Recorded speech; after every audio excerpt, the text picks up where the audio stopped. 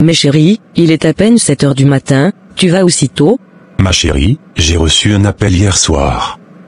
Une famille traverse un moment difficile. Le Seigneur m'a mis à cœur d'aller prier pour eux. Si tôt? Tu ne veux pas prendre un peu de café avant de partir? Non, merci. La prière est plus importante ce matin. Dieu me donnera la force. D'accord, que Dieu t'accompagne et te protège sur le chemin. Amen. Merci, ma chère. Bonne arrivée, chérie. Merci, je devais venir depuis, mais ma femme était à la maison. Oh, je vois, toujours les mêmes excuses. Alors, tu m'as amené ce que je t'ai demandé? Oui, bien sûr. Merci chérie. Mais fais attention, un jour quelqu'un pourrait te voir ici. Oui, je sais, personne ne doit savoir. Au revoir. Tu as déjà fini la prière? Oui, Dieu a fait un grand miracle pour cette famille. Gloire à Dieu. Je savais que le Seigneur allait t'utiliser puissamment. Oui, Dieu est fidèle. Tu dois boire un peu, tu as sûrement prié longtemps. Merci, ma chérie. Allô, chérie? J'avais oublié de te dire quelque chose de très important. Très important, ou, peut attendre un peu? Non, c'est vraiment très important, mais on peut en parler après, si tu veux. D'accord, on en parlera après.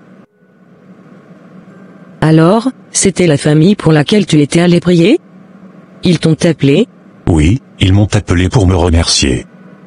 Mais je leur ai bien dit que c'est Dieu qui a fait le miracle, pas moi. C'est vrai, Dieu fait vraiment de grandes choses à travers toi. Tu es vraiment son instrument. Oui, c'est lui.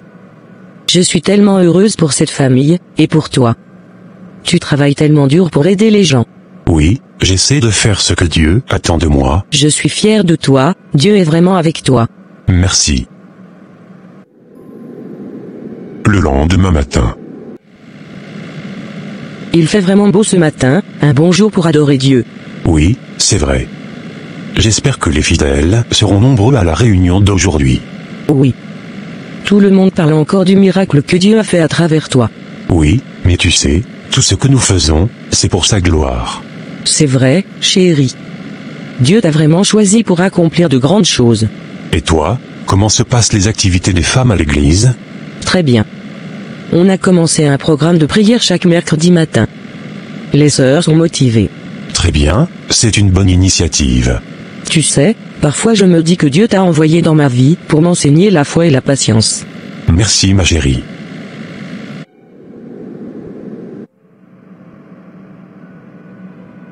Que la paix du Seigneur soit avec vous tous. Aujourd'hui, le Seigneur m'a mis à cœur de vous parler d'un sujet que beaucoup de jeunes négligent, le mariage. Oui, mes enfants, le mariage des jeunes filles et des jeunes garçons. Nous vivons dans un temps où les jeunes se précipitent, où beaucoup oublient Dieu avant de s'unir. Mais le mariage n'est pas une aventure, c'est une alliance sainte devant Dieu. Quand une jeune fille décide d'aimer un jeune homme, qu'elle cherche d'abord à savoir si Dieu est dans cette relation. Et quand un jeune homme veut se marier, qu'il demande d'abord au Seigneur, « Seigneur, est-ce ta volonté ?» Beaucoup de mariages échouent aujourd'hui parce qu'ils ont commencé sans Dieu. Certains jeunes cherchent la beauté, d'autres l'argent, mais oublient la crainte de Dieu. Et sans cette crainte, le mariage devient un combat. Seigneur, continue d'utiliser mon mari pour transformer des vies. Mes filles, gardez-vous pures jusqu'au mariage. Et vous, les jeunes garçons, respectez les filles de Dieu. Ne jouez pas avec leurs sentiments, car Dieu voit tout. Un mariage fondé sur le mensonge ou le péché ne peut pas durer. Mais un mariage bâti sur la prière et la fidélité, résistera à toutes les tempêtes. Mais, avant de prêcher la fidélité, il faut d'abord que chacun de nous soit vrai devant Dieu. Oui, même les serviteurs du Seigneur doivent se remettre en question. Que Dieu purifie nos cœurs, qu'il nous aide à vivre dans la vérité, dans la fidélité et dans la sainteté.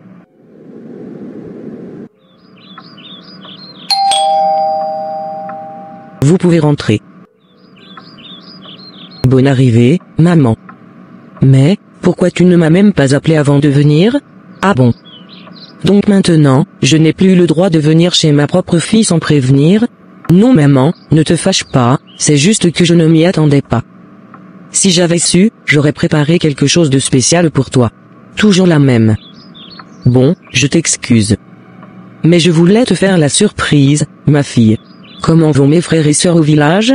Tout le monde va bien, ma fille. Ton père t'envoie ses salutations. Il dit que tu lui manques.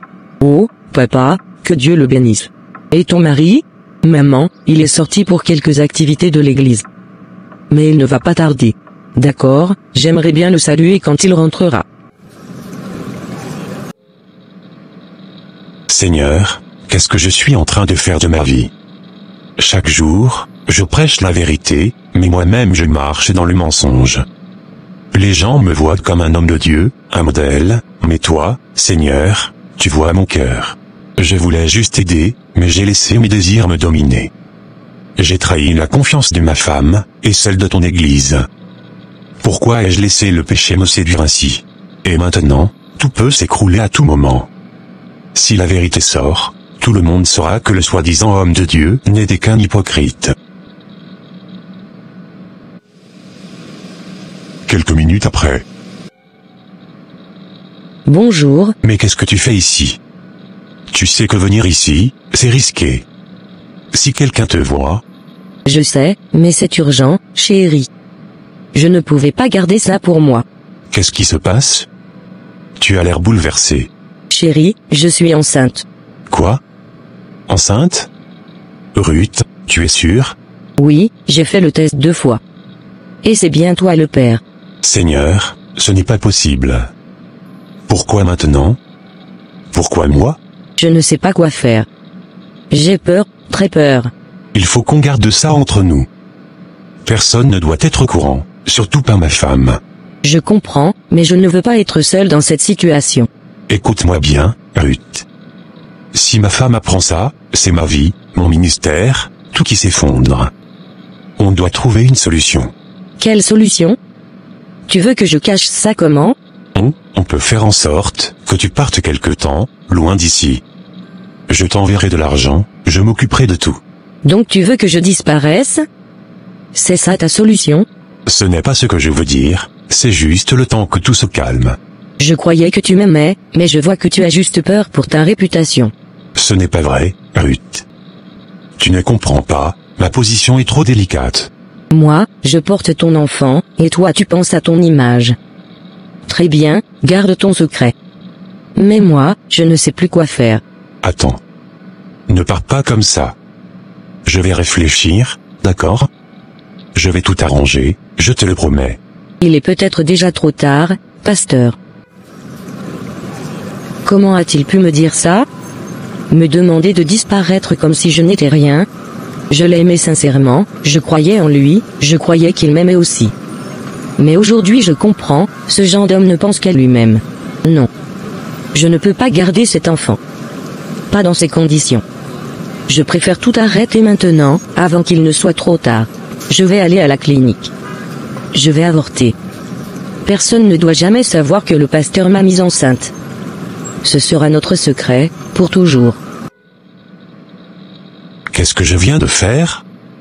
Comment ai-je pu en arriver là? Moi, un pasteur, un homme censé guider les autres vers la vérité, vers la pureté. Si quelqu'un apprend ce qui s'est passé, c'est fini pour moi, pour mon ministère.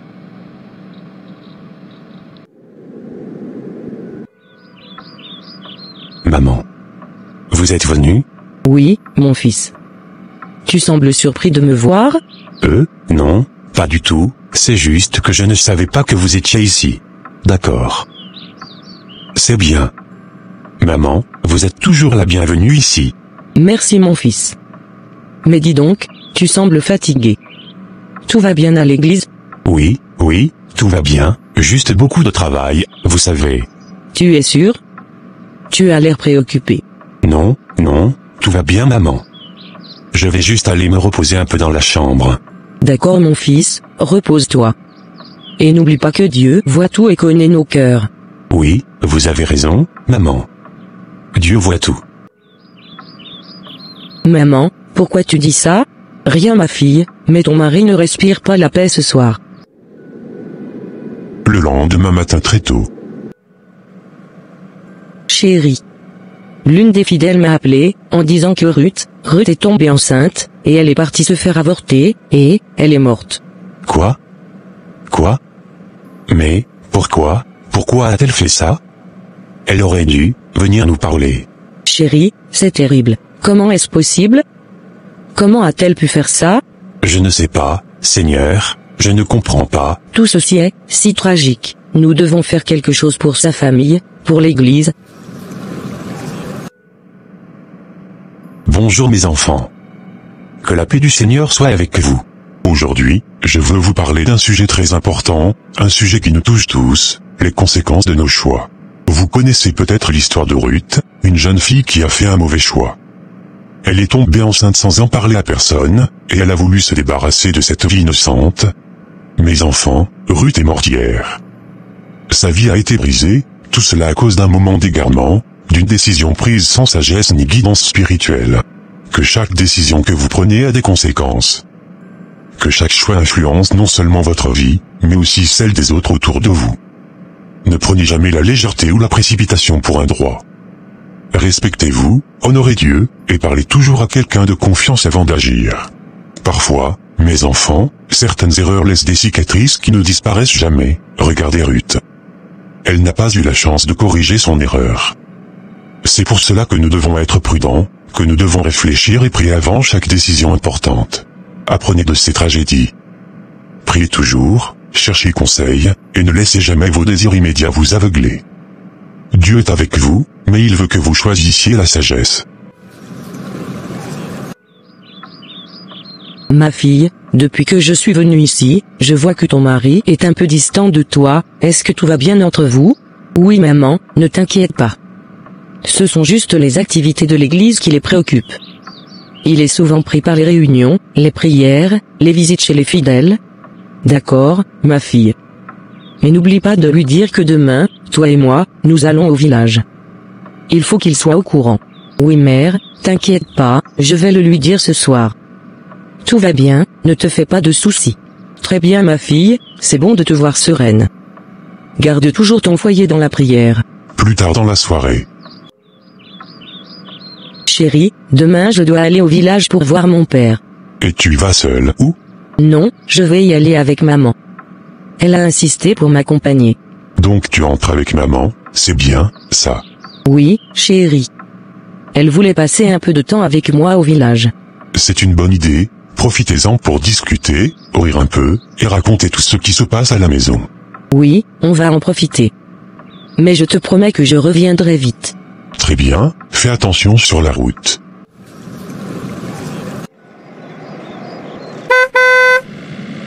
Ma fille, j'ai fait un rêve cette nuit, un rêve qui m'a troublé profondément. Un rêve? Raconte-moi, maman. Je veux savoir. J'ai rêvé d'une jeune fille, elle était en colère, et dans mon rêve, elle m'a dit qu'elle allait tuer ton mari si lui ne disait pas la vérité à la population. Quoi? Maman, ce rêve, c'est très sérieux. Est-ce que tu crois que c'est un avertissement? Je ne sais pas, mais je le sens profondément. Dans mon cœur, je sais que ce n'était pas un simple rêve. Dieu m'a parlé à travers cette vision. Seigneur, pourquoi un avertissement comme ça maintenant? Mon mari, ma fille, il faut que tu parles avec lui quand tu reviendras. Même un pasteur doit répondre de ses actes. Oui, quand je reviendrai du village, je vais lui parler. Seigneur, protège-nous, ouvre les yeux de mon mari avant qu'il ne soit trop tard. Ma fille, souviens-toi, parfois les avertissements viennent avant qu'il ne soit trop tard. Ne sous-estime jamais ce que Dieu te montre. Mais, pourquoi je me sens si mal, partout comme ça, Seigneur? Pourquoi mon cœur est-il si lourd?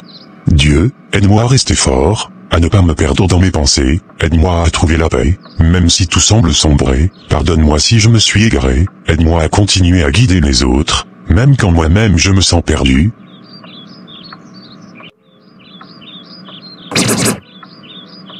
Toi, quoi, que fais-tu ici? Tu n'as pas ta place ici. Tu as pris ma vie. Tu as brisé ma confiance.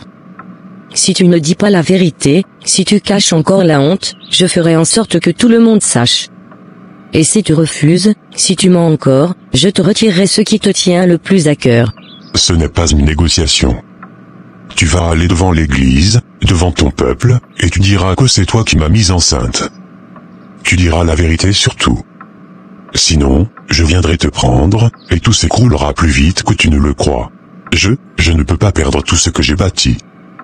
Pitié, Ruth, je ferai ce que tu veux, dis-moi quoi dire, dis-moi quoi faire. Si tu mens encore, je reviendrai, et cette fois, je ne demanderai pas.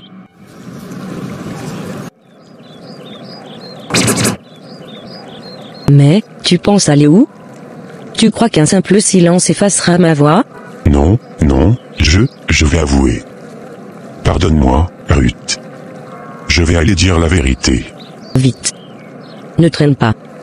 Chaque seconde qui passe est une pierre sur ta conscience. Vas-y maintenant. Mes frères, mes sœurs, pardonnez-moi l'interruption. J'ai besoin de parler, humblement, franchement, devant vous tous. J'ai péché. J'ai blessé une jeune fille de notre communauté. J'ai failli à mon rôle de guide. J'ai demandé le silence, et mon péché a conduit cette sœur à la mort.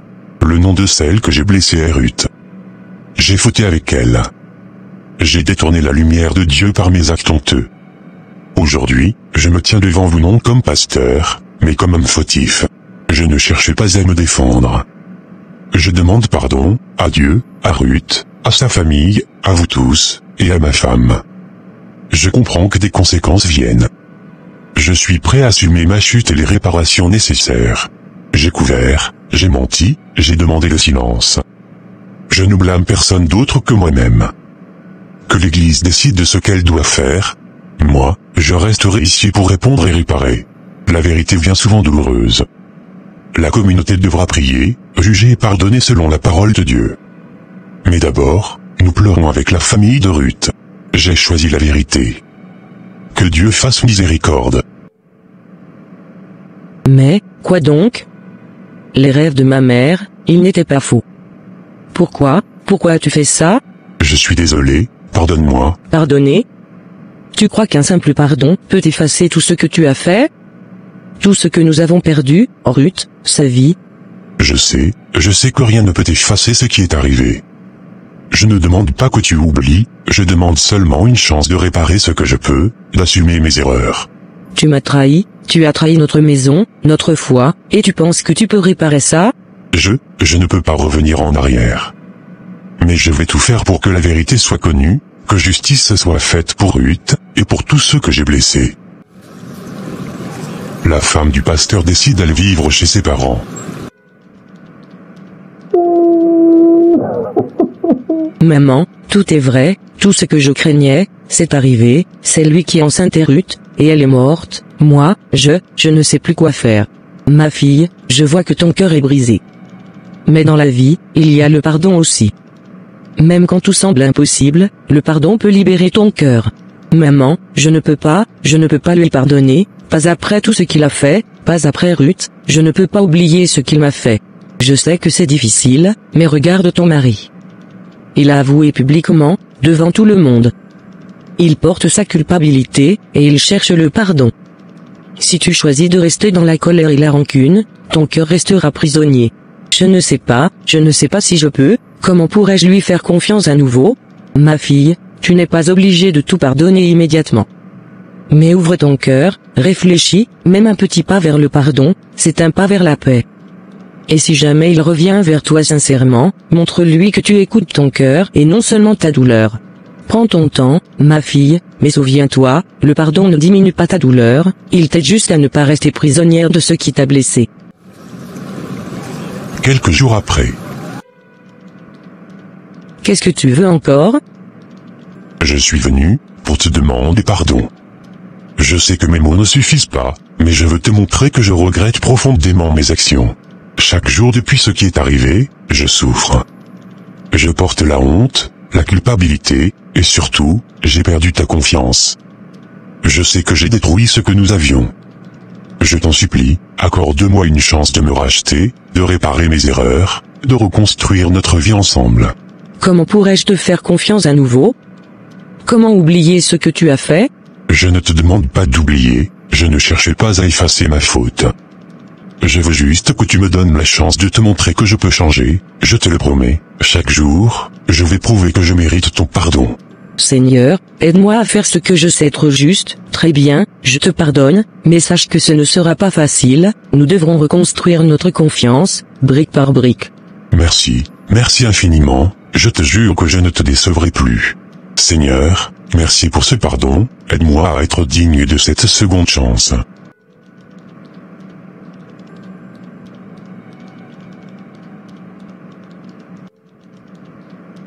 Ma fille, tu as bien fait de le pardonner.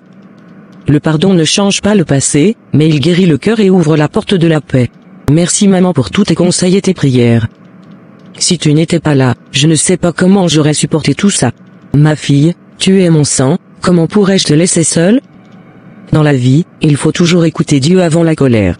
Tu as raison maman, aujourd'hui, je me sens libre, en paix avec moi-même et avec Dieu. C'est bien ma fille. Garde ton foyer avec amour et sagesse. Et surtout, prie toujours, même quand tout semble aller bien. Merci mère.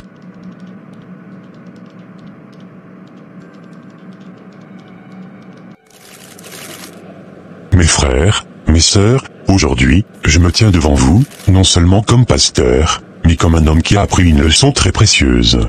Nous sommes tous humains, et nous faisons des erreurs. Parfois, ces erreurs peuvent blesser ceux que nous aimons, et même causer des souffrances irréversibles. Mais il y a une chose qui peut réparer le cœur et guider notre âme, le pardon, la repentance, et le courage de dire la vérité.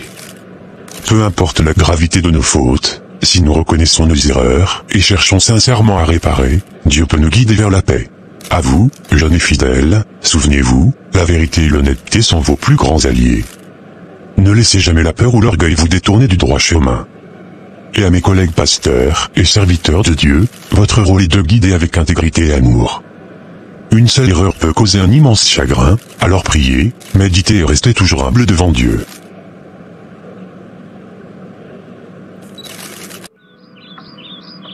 Je ne savais pas qu'on pouvait encore être en joie comme ça, mon cœur était tellement lourd ces derniers jours. C'est vrai, moi aussi j'avais perdu la paix. Mais aujourd'hui, je rends gloire à Dieu. Il m'a donné une femme forte et pleine de grâce.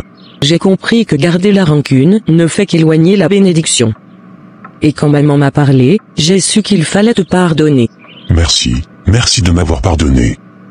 Je promets de ne plus jamais te blesser. Que cette erreur soit une leçon pour moi. Ce qui est passé. L'important, c'est que Dieu nous ait donné une nouvelle chance. Oui, ma chérie. À partir d'aujourd'hui, je veux qu'on prie ensemble chaque matin pour notre foyer. Dans la vie, nul n'est parfait. Même ceux qui prêchent peuvent faiblir. Mais ce qui compte, c'est la repentance sincère et le retour vers Dieu. Un vrai serviteur de Dieu n'est pas celui qui ne tombe jamais, mais celui qui se relève, reconnaît sa faute et demande pardon.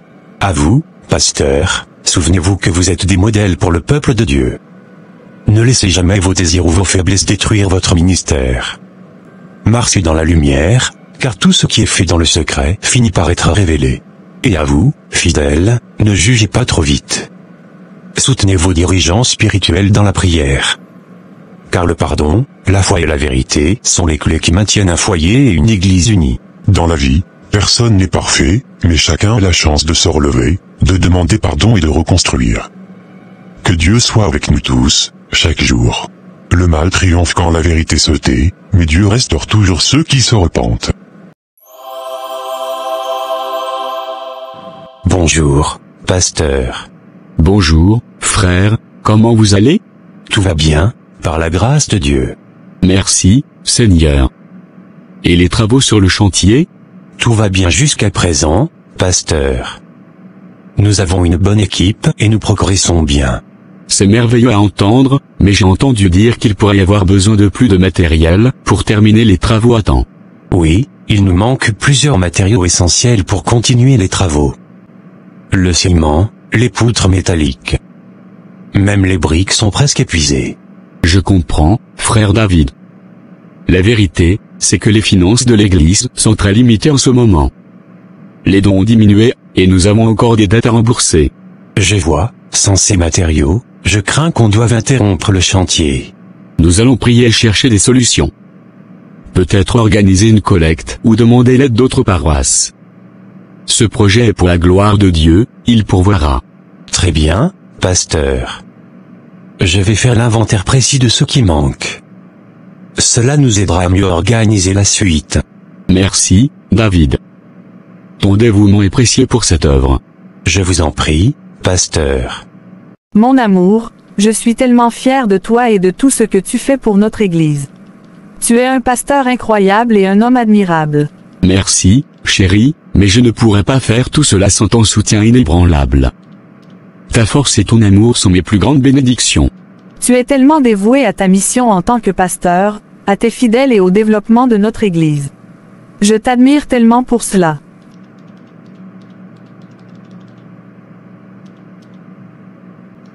Et je suis reconnaissant d'avoir une femme aussi exceptionnelle que toi à mes côtés. Dieu m'a vraiment béni en te mettant sur mon chemin. Oh, mon chéri Daniel, je t'aime tellement.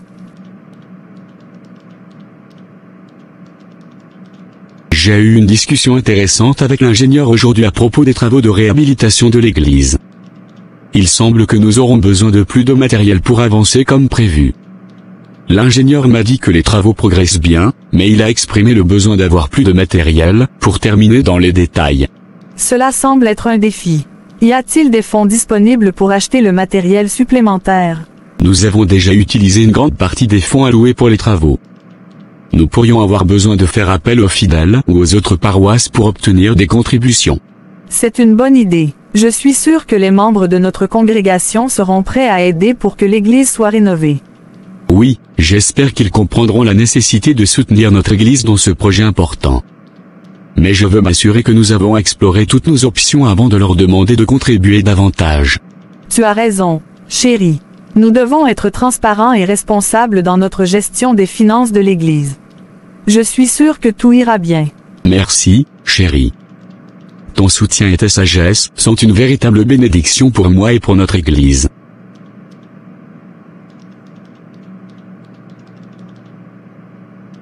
Alors, ma chérie, dis-moi, comment s'est passée ta nuit?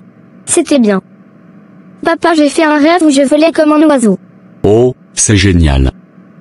Tu as toujours des rêves si merveilleux. J'espère que tu t'es réveillée aussi légère qu'un oiseau. Oui, papa, je me sens toujours bien après mes rêves. Aujourd'hui, c'est maman qui viendra te chercher à l'école. D'accord? Papa a des choses à faire à l'église et il rentrera un peu plus tard ce soir. Oui papa, je serai sage à l'école. Promis. Je sais que tu seras sage, ma chérie. Et n'oublie pas de parler de Jésus à tes amis, comme tu le fais toujours. Tu es une lumière brillante pour eux. D'accord, papa. Je leur dirai tout sur Jésus. Ça, c'est ma fille. Maintenant amuse-toi bien à l'école. Je t'aime. Je t'aime aussi, papa.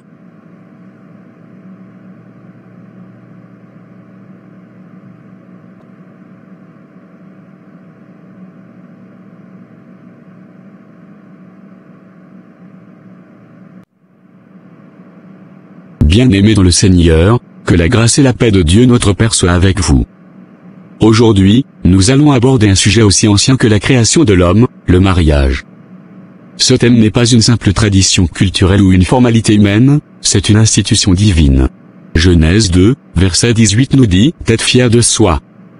L'Éternel Dieu dit, il n'est pas bon que l'homme soit seul, je lui ferai une aide semblable à lui.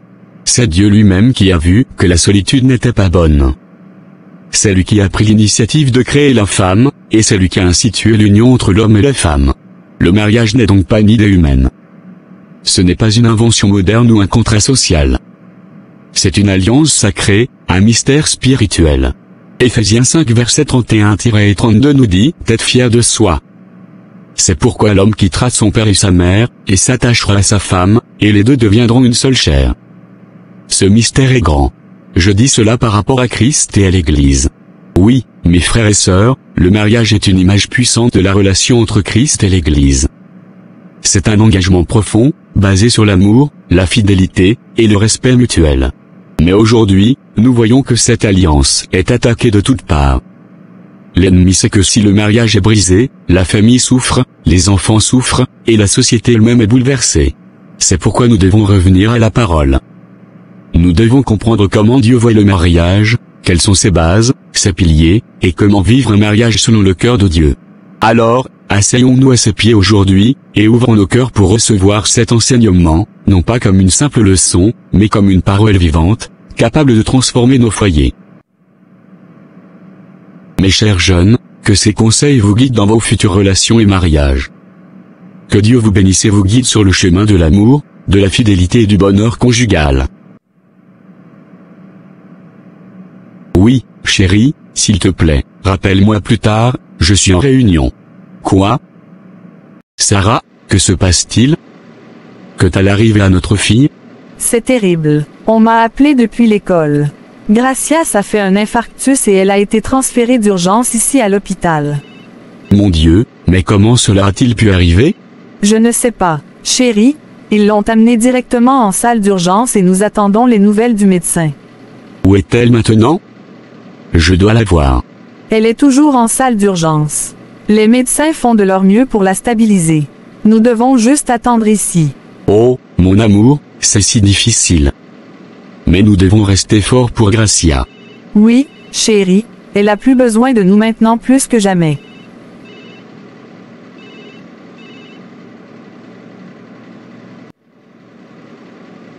Docteur, vous vouliez me parler, de quoi s'agit-il? Pasteur, je suis désolé de vous annoncer que nous avons tout fait, mais nous n'avons pas pu sauver votre fille. Je suis sincèrement désolé pour votre perte. Nous avons fait tout ce que nous pouvions, mais elle n'a pas survécu. Non, non, dis-moi que c'est une blague. Il est impossible que ma fille meure, c'est inacceptable. Si vous avez besoin de quoi que ce soit, n'hésitez pas à me le faire savoir. Nous avons également des services de soutien disponibles pour vous aider à cette période difficile.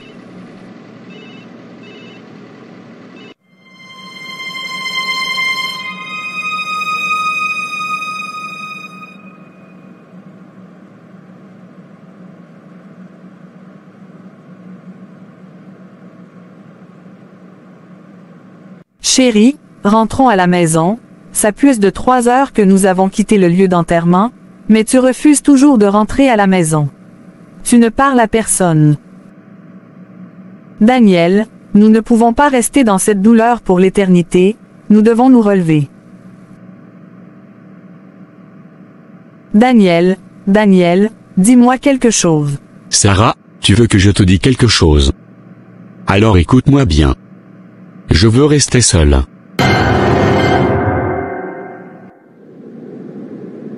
Daniel, que fais-tu dans la cuisine, au beau milieu de la nuit?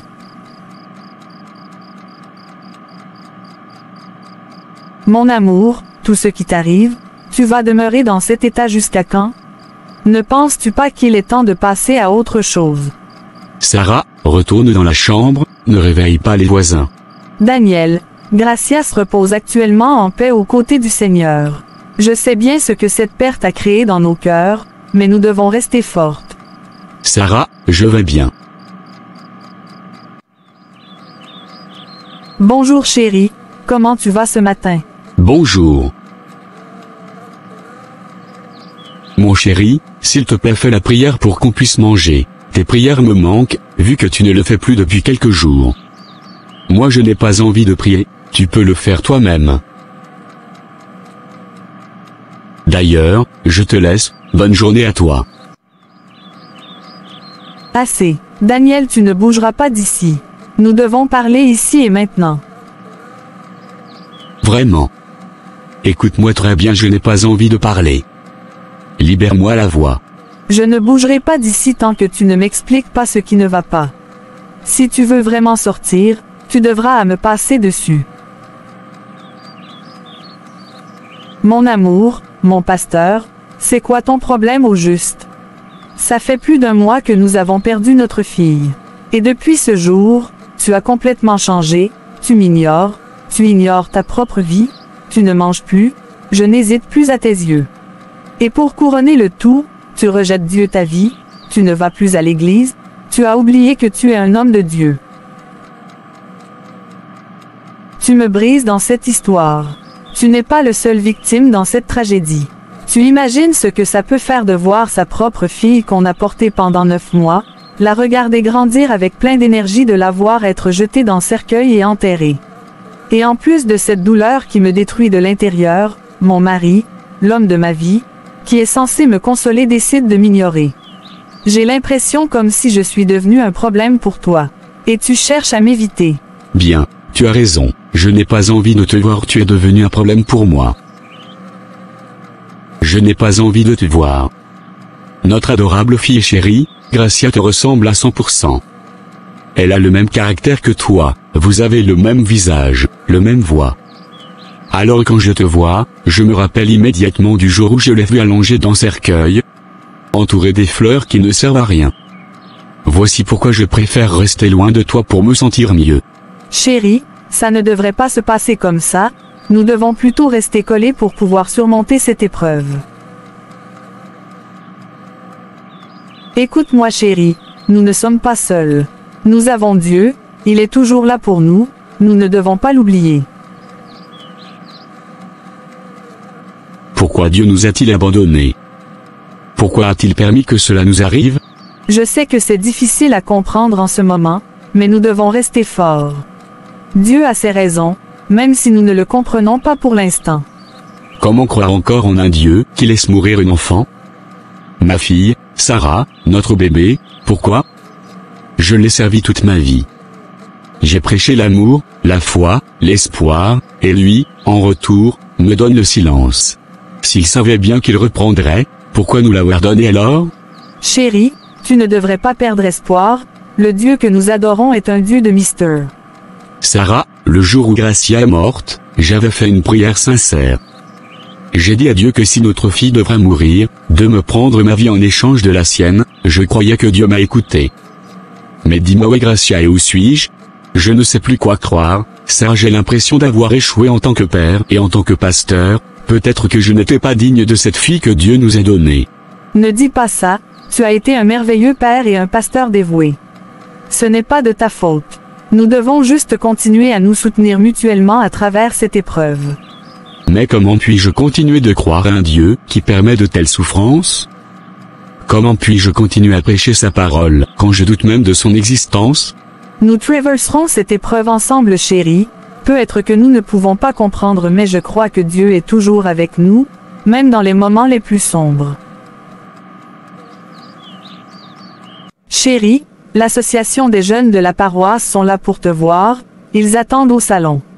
Fallait dire que je ne suis pas là. Je ne peux pas les rencontrer. Chérie, ces gens ne sont pas venus pour voir un homme désespéré, ils sont venus voir leur pasteur, celui qui les parle de la bonté divine, ils ne méritent pas cet abandon de ta part. Sarah, je ne sais pas ce que je peux dire à ces personnes. Je ne mérite pas la place qu'ils m'ont donnée dans leur cœur, je suis un homme malheureux. Eh bien tu te trompes, tu es une preuve vivante de la bonté de l'Éternel. Il ne nous a pas abandonnés, il est toujours avec nous. Garde cette parole que je vais te dire maintenant dans ta tête et ne l'oublie jamais.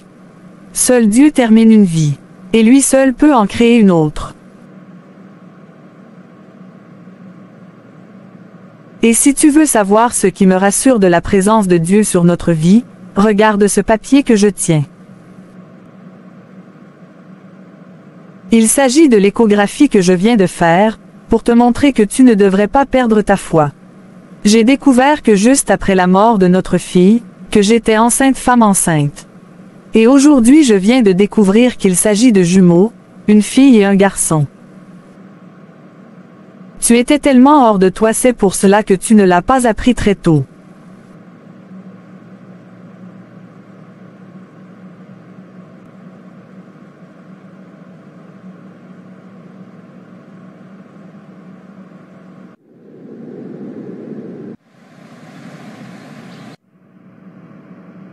Mes chers jeunes, je vous remercie d'être ici aujourd'hui. Certains d'entre vous se demandent, peut-être pourquoi j'ai été absent pendant un certain, et pourquoi mon réapparition? Et je suis ici pour vous expliquer. Il y a eu une période sombre dans ma vie, où la douleur et les doutes sont bien envahis mon cœur. Comme vous le savez tous, j'ai perdu ma précieuse fille et dans mon chagrin, j'ai perdu ma foi en Dieu. Mais même au milieu de ma douleur, Dieu a été mon roc, mon refuge. Même lorsque je doutais, ma femme Sarah est restée forte, priant et croyant en la promesse de Dieu. Ma femme Sarah ici présente, est au moment et témoin dans la tempête et ma lumière dans l'obscurité. Elle m'a montré la force de la foi même lorsque je l'avais perdue. C'est grâce à son amour inébranlable et sa force solide que j'ai pu retrouver le chemin de Dieu. Et maintenant mes amis, je suis ici pour partager avec vous une bonne nouvelle. Malgré les épreuves que nous avons traversées, Dieu nous a bénis avec une nouvelle vie. Ma femme Sarah est enceinte de jumeaux. Cette nouvelle, bien que difficile à accepter au début, m'a rappelé la grandeur de Dieu et sa capacité à nous bénir même au milieu de la tempête. Cela m'a montré que Dieu est toujours avec nous même dans les moments les plus sombres. Nous avons traversé des moments difficiles, mais ensemble, nous avons trouvé la force et la foi pour continuer. Aujourd'hui, je suis ici pour partager notre histoire avec vous, pour vous montrer à quel point Dieu est merveilleux et comment nous devons rester forts dans notre foi, peu importe les circonstances. Que notre histoire soit un témoignage de l'amour infini de Dieu et de sa capacité à transformer nos vies même au milieu de la douleur et du chagrin. Que cela vous inspire à toujours chercher de la lumière mais dans les ténèbres les plus profondes.